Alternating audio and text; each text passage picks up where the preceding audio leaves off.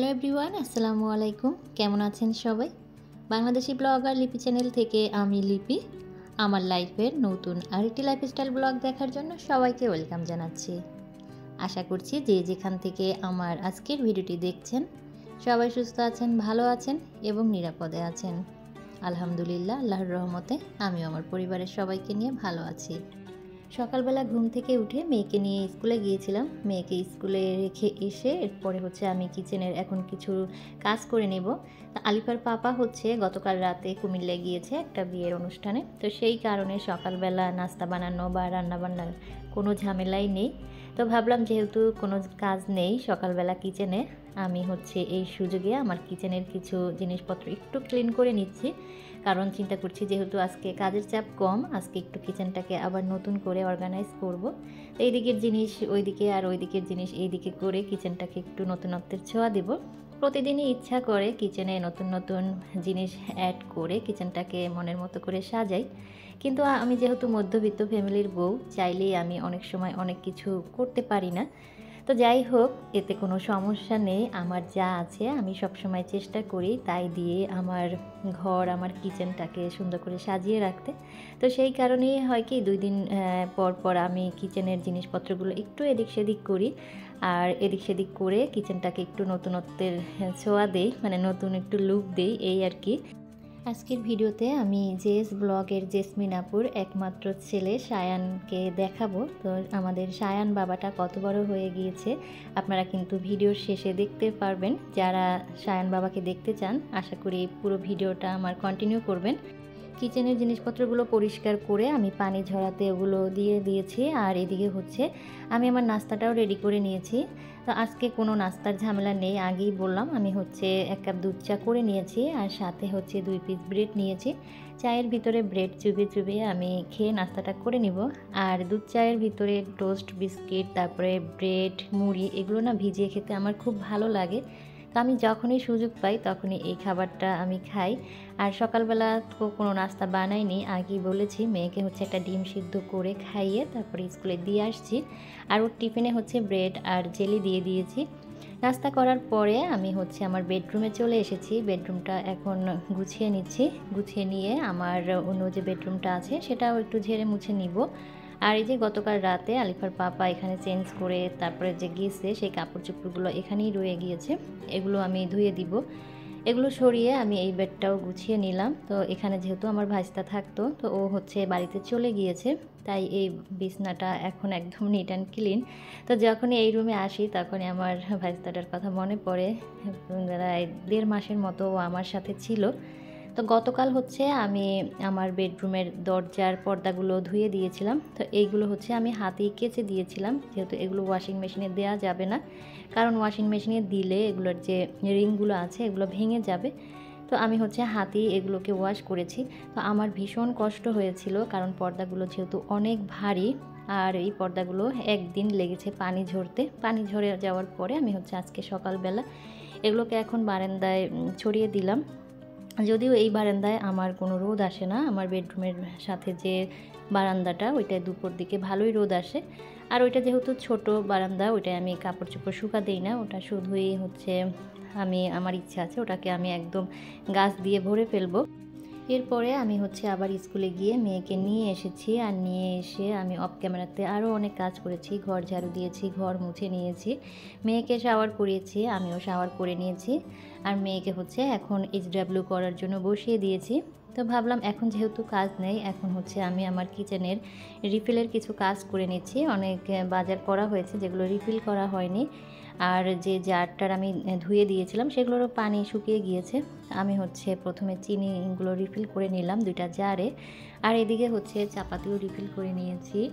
যারা কষ্ট করে আমার সাথে এ পর্যন্ত ভিডিওর সাথে আছেন তাদেরকে অসংখ্য অসংখ্য ধন্যবাদ। তো সবাইকে প্লিজ অনুরোধ করছি ভিডিওতে একটা লাইক দিয়ে দিবেন। যারা লাইক দিয়েছেন তাদেরকে অসংখ্য অসংখ্য ধন্যবাদ আবারও।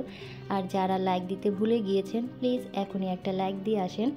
আর আমার এই সাদামাটা লাইফস্টাইল ব্লগগুলো যদি আপনাদের পছন্দ হয়ে থাকে, ভালোবেসে প্রতিনিয়ত যদি আমার এই লাইফস্টাইল ব্লগগুলো আপনারা দেখতে চান, তাহলে চাইলে আমার চ্যানেলটি সাবস্ক্রাইব করে অল অপশনটি অন করে রাখতে পারেন। অল অপশন অন করা থাকলে আমি ভিডিও দেওয়ার সাথে সাথে আপনাদের কাছে নোটিফিকেশন পৌঁছে যাবে। যারা অলরেডি এই কাজটি করে ফেলেছেন তাদেরকে অসংখ্য অসংখ্য ধন্যবাদ। ভিডিও দেখার পরে ভিডিওর ভালো মন্দ দিক জানাতে পারেন কমেন্টস করে, কমেন্ট বক্সের মাধ্যমে। গত ভিডিওতে আমি বলেছিলাম আমার ঘরে জাতীয় খাবার হচ্ছে ডাল, আর আপনাদের কার ঘরে কি জাতীয় খাবার সেটা আমাকে জানাবেন। বাংলাদেশি ব্লগার রূপা আইডি থেকে রূপা আপু জানিয়েছে আপুর ঘরের জাতীয় খাবার নাকি chicken. Habiba's kitchen blog ID থেকে আপু কমেন্টস করে জানিয়েছে তার ঘরের জাতীয় খাবার হচ্ছে ডিম। পুষ্পা লাইফস্টাইল আইডি থেকে পুষ্পা আপু জানিয়েছেন তার ঘরের জাতীয় খাবার নাকি টমেটোর ঝোল। ডিম আর টমেটোর ঝোল ছাড়া নাকি আপুর মেয়ের খাবারই হয় না। এমএন ব্লগ আইডি থেকে নাসরিন আপু কমেন্ট করে জানিয়েছেন তার ঘরের জাতীয় খাবার হচ্ছে ডিম, আর তার বাবার ঘরের জাতীয় খাবার ছিল ডাল। আপুর বাবা নাকি অনেক ডাল পছন্দ করতো, তো আপুর বাবা যেহেতু এখন আর নেই তাই আন্টি এখন আর নাকি ডাল রান্না করে না। আপু সেটা আর কি কমেন্টস করে আমাকে জানিয়েছে।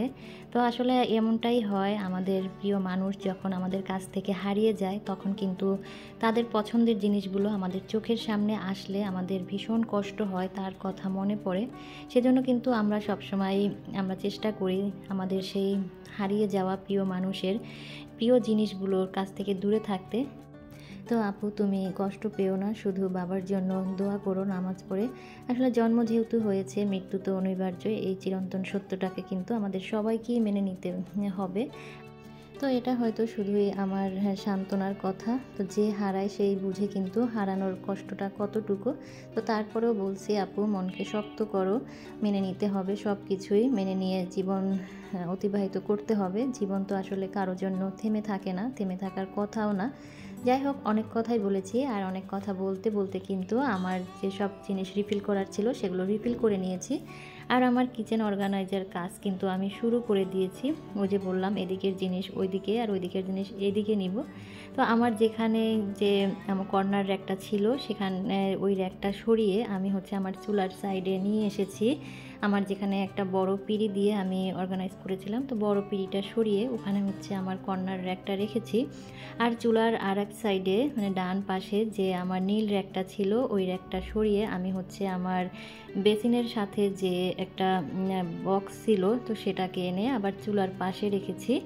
আর যে নীল র্যাকটা সেটা কিন্তু আমি ওয়ালে হ্যাং করে দিয়েছি, পরেই আপনাদের সাথে সেটা শেয়ার করব। আর একদম সিঙ্কের পাশে এই যে বড় পিঁড়িটি দিয়ে এখানে স্পুন হোল্ডারটা রাখলাম, আর একটা আর্টিফিশিয়াল প্লান্টার রাখলাম, সেই সাথে একটা ঝুড়ি রাখলাম। ঝুড়িটার ভিতর আমি ডিম রাখি, তো ডিম এখন শেষ হয়ে গিয়েছে তাই ঝুড়িটা ফাঁকা। আর তার উপরে ওয়ালেই কিন্তু আমি আমার এই নীল র্যাকটা হ্যাং করে দিয়েছি। এখন কিন্তু স্পেস বেড়েছে আমার কাউন্টার টপে। আর যে এই সাইডে আমি ওভেনটা রেখেছি, এখানেই কিন্তু আমার সাদা কর্নার র্যাকটা ছিল। তো আমার এই ওভেনটা কেনার পর থেকে আমি এটা নিয়ে খুবই ঝামেলায় আছি। এটা শুধু কিনেছি কিন্তু আমি এটার সঠিকভাবে ব্যবহার এখন পর্যন্ত করতে পারি নাই, কারণ আমার যেহেতু ওভেন র্যাক নেই, আর আমার আগের বাসায় যে একটা ওভেন র্যাক কিনে ওভেনটা রাখবো সেরকমের কোনো স্পেস ছিল না। তো ওভেনটা কিন্তু আমি শু র্যাকের উপরেই রেখেছিলাম, তো যেখানে কোনো আসলে প্লাগ ছিল না যে আমি ওভেনটা ব্যবহার করব। যদি কখনো কিছু করতাম তাহলে এটাকে ডাইনিং টেবিলের উপরে রেখে তারপরে করতাম। তো এই বাসায় আসার পরেও সেই একই অবস্থা হয়েছে। এই বাসায় যেহেতু স্পেস আছে কিন্তু ওভেন র্যাক নেই, তো ভাবলাম আমার কিচেনটা যেহেতু অনেক বড় আর কিচেনের কাউন্টার টপেও জায়গা আছে, আমি ওভেনটা দিয়েই আজকে কিচেনটাকে একটু নতুন করে সাজিয়ে নিই। আর কিচেনের যে পাশে আমি ওভেনটা রেখেছি সেখানে কিন্তু প্লাগ আছে, এই প্লাগেই কিন্তু আমি রাইস কুকারটা চালাই, তারপরে ব্লেন্ডার চালাই, তারপরে ইলেকট্রিক কেটলিটাও চালাই। তো ভাবলাম একসঙ্গে তো আর সব জিনিস চালাই না, যখন একটা চালাই তখন তো আর অন্যটার প্রয়োজন হয় না। তো এই সাইডে রাখলে আমার ওভেনটার সঠিক ব্যবহার হবে আর ওভেনটাও ভালো থাকবে। যেহেতু ইলেকট্রনিক জিনিস এগুলো কিন্তু ইউজের উপরেই ভালো থাকে, আর এর কোনো গ্যারান্টি নাই কবে যে নষ্ট হয়ে যাবে। তো নষ্ট হয়ে যাওয়ার আগে আমি এটার একটু চালিয়ে টালিয়ে নেই। তো এরপরে আমি ওভেনের উপরে একটা ছোট্টখাটো টি কর্নার বানাবো। তো ভাবলাম যে একটু বানাই, সবাই তো বানায় আমিও বানাই। তো ওভেনের উপরে একটা ম্যাট দিয়ে দিলাম, তারপর একটা সিরামিকের ট্রে দিয়ে এখানে একটা মিল্ক পট আর একটা কাপ রাখলাম। এই মিল্ক পটটাকে আমি কেটলি হিসেবেই মাঝে মাঝে ব্যবহার করি, আর একই প্রিন্ট হওয়াতে এটা খুব সুন্দরভাবে ম্যাচিং হয়ে গিয়েছে। তার পাশে আমি আমার সিরামিকের চপিং বোর্ডটা রেখেছি দেখার সৌন্দর্যের জন্য। তার পাশে আমার কেটলিটা কেটলি না টিপটটা রেখেছি। আর তার পাশে হচ্ছে দুটো কোস্টার দিয়ে আমি একটা কফির জার রাখলাম, আর বাকি কোস্টার দুটো হচ্ছে আর এক সাইডে রাখলাম। তারপরে পিছনের সাইডে একটা ফ্লাওয়ার ভাস দিয়ে দিলাম, আর সামনে হচ্ছে দিয়ে দিলাম এই বাবল ক্যান্ডেলটা।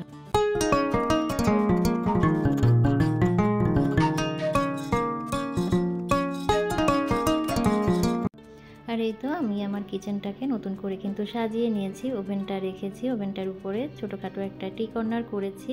তো কেমন হয়েছে আমার কিচেন সাজানো অবশ্যই কমেন্টস করে জানাবেন, আর টি কর্নারটাও কেমন লাগছে সেটাও কিন্তু আমাকে জানাবেন। এই হচ্ছে আমার সিঙ্কের পাশের ফাইনাল লুক। সিঙ্কের পাশের কাউন্টার টপটা আমি এইভাবে করে সাজিয়েছি, আর চুলার পাশের হচ্ছে বাম সাইডটা আমি এই যে আমার কর্নার র্যাকটা রেখেছি, আর এই পাশে হচ্ছে আমার মশলার জারগুলো রেখেছি। তার সাইডে সিরামিকের যে একটা পট আছে তার ভিতরে হচ্ছে কিছু আর্টিফিশিয়াল ফুল পাতা রেখেছি দেখা সৌন্দর্যের জন্য, এই আর কি। আর চুলার ডান পাশে হচ্ছে এই র্যাকটা রেখেছি, এর ভিতরে হচ্ছে সিরামিকের জারগুলো রেখেছি, চিনি চাপাতির জার রেখেছি, নিচে আরও কিছু জার টার দিয়ে আমি সাজিয়ে নিয়েছি। তার পাশে আমার স্প্যাচুলার রাখার যে ঝুড়িটা সেটা আছে, তারপরে অয়েল জার আছে। যাই হোক, সাজিয়ে গুছিয়ে নিয়েছি। আর এখন হচ্ছে বিকেল বেলা, ভাবলাম যে রাতের রান্নাটা বিকেলেই করে নেই, যেহেতু আলিফার পাপা রাতে আসবে। তো এখানে হচ্ছে মাছগুলো ভেজে নিচ্ছি। মাছগুলো ভেজে আমি টমেটো আর পেঁয়াজ দিয়ে ভুনা করব। আর অফ ক্যামেরাতে আমি হচ্ছে চিচিঙ্গা ভাজিটাও করে নিয়েছি। গরম আসার আগেই আমার ঘরে গরমের সবজি চলে এসেছে। এই চিচিঙ্গা সারা গরম জুড়ে আলিফার বাবা কিনবে, আর সারা শীত জুড়ে সে পালং শাক আর ফুলকপি কিনেছে। তো আনার সাথে সাথেই আমি বলছিলাম যে গরম তো এখনও আসে নাই, তুমি তার আগেই শুরু করে দিয়েছো। মাছগুলো আমি ভেজে নিয়েছি, এরপরে হচ্ছে মশলার সাথে আমি টমেটোটা কষিয়ে মাছটা রান্না করে নিয়েছি। এই হচ্ছে আমার মাছের ফাইনাল লুক। ধনিয়া পাতা উপর দিয়ে দিয়েছি। ধনিয়া পাতা ছাড়া তো শীতের দিনের তরকারি একদমই চলে না আমার। তো এত সুন্দর করে একটা টি কর্নার বানিয়েছি, আর এখানে এক কাপ চা খাবো না, তাই কি হয় বলুন। তো আমি হচ্ছে এখন সব লাইট টাইট বন্ধ করে ক্যান্ডেলটা জ্বালিয়ে দিয়েছি। ক্যান্ডেলটা জ্বালিয়ে আধো আলো ছায়াতে আমি হচ্ছে এখানে এক কাপ চা রেডি করে নিচ্ছি।